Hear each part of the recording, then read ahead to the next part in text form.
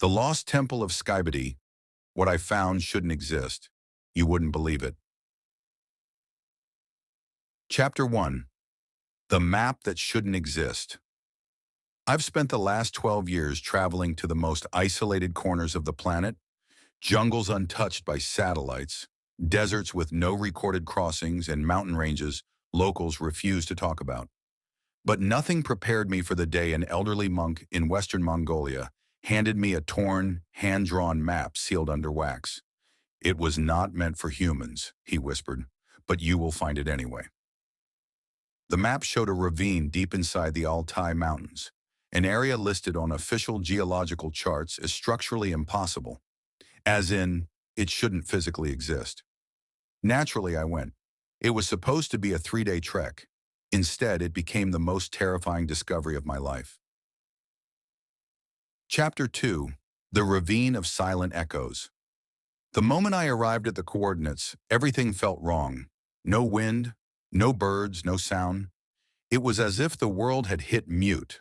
The ravine was a narrow throat carved into the mountain, with walls that looked almost polished, smooth, unnaturally symmetrical, like they were grown rather than eroded. As I walked deeper inside, I noticed something unsettling. My footsteps didn't echo. Instead, I heard faint distortions, glitches, as if reality itself was trying to buffer. At first, I thought it was exhaustion, altitude sickness. But then I saw them, symbols etched into the walls, glowing faintly whenever I got close. They weren't runes or ancient writing. They looked like waveforms, audio waveforms.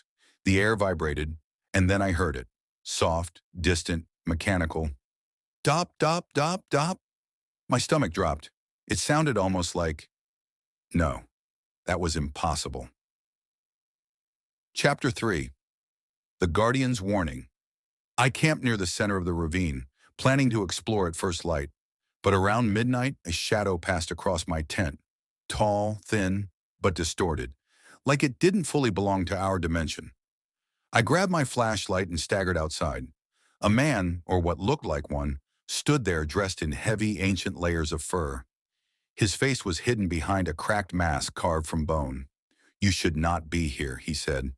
His voice echoed multiple times even though he stood still. I asked him who he was. "The last one who remembers," he answered. He told me the ravine was a containment zone created by an ancient civilization that understood sound the way we understand electricity. They believed sound carried power, memory, and danger. Some frequencies, they claimed, could twist reality. "Something escaped," he said. "Something that learns sound, imitates it, evolves with it." I asked what exactly escaped. He replied with 2 words: the mimics. Before I could question him further, the ground vibrated. That bizarre dop-dop-dop sound returned, louder this time. The masked man shoved me back. "Run," he said. "It knows your sound now." Chapter 4. The Descent into the Forbidden Chamber. I ran deeper into the ravine. Don't ask why. Instinct, stupidity, curiosity, but the sound followed, growing, sharpening, almost playful. Dop, dop, dop, dop, dop, dop. I reached a chamber at the end of the ravine, a circular hall carved into the mountain with rows of stone pillars, like a subterranean cathedral. In the center was a massive cracked sphere, like a hollow egg made of dark obsidian. The cracks glowed. Inside it echoed 100 overlapping voices, whispering in tones that weren't human. Then I saw it. Something crawled from the sphere, a creature shaped like a human silhouette, but shifting, glitching, as if it couldn't settle on a single form. Its limbs flickered between too long and too short. Its face had no features, only a smooth surface that vibrated like a speaker. And then, it copied my voice, perfectly. "Why did you come here?" it asked in my tone. "Why did you come here?" repeated a second voice. "Why did you come here?" whispered a dozen more. I stumbled backward. This was no ordinary mimic. This was something far older, something that learned every sound it heard and used it.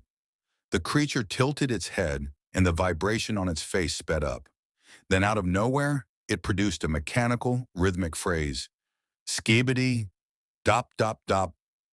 I froze. Not because it was funny, because it was horrific. It wasn't referencing a meme. It was copying a signal. Something it had heard, something spreading. It took a step toward me, then another.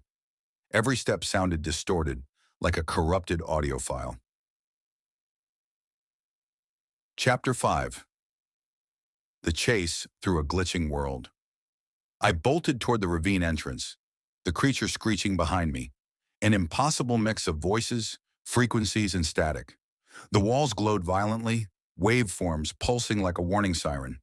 Reality rippled. Mountains twisted. The air pixelated like broken video. Sound bent into physical pressure that pushed against my chest. The creature's voice chopped in and out. Skibidi! Dop! Mimic! Dop! Dop! Run! I sprinted like never before. The masked guardian appeared again and slammed a stone mechanism into the ground. The ravine walls groaned, shifting like a closing jaw. "Get out!" he shouted. I dove through the narrowing gap as the entire ravine collapsed behind me, sealing the chamber in total silence. The creature's last distorted cry echoed through the dust. "Dop, Dop, come back!" The sound cut abruptly, and there was only silence. Chapter 6. The Final Warning. I made it back to civilization 2 days later. I tried telling people what I saw. Archaeologists, researchers, even local elders. Everyone dismissed it as altitude sickness or imagination. But this morning something happened. As I was reviewing my footage from the expedition, I heard a faint sound behind me, a rhythmic glitch, very quiet.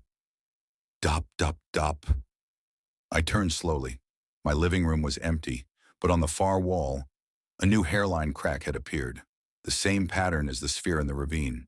And from inside that crack, a whisper. Skibidi. The camera cut right there. I don't know if this video will reach anyone, but if it does, if you hear anything in your home repeating your voice, if you hear that rhythmic dop, dop, dop sound, whatever you do, don't answer it. It's learning you.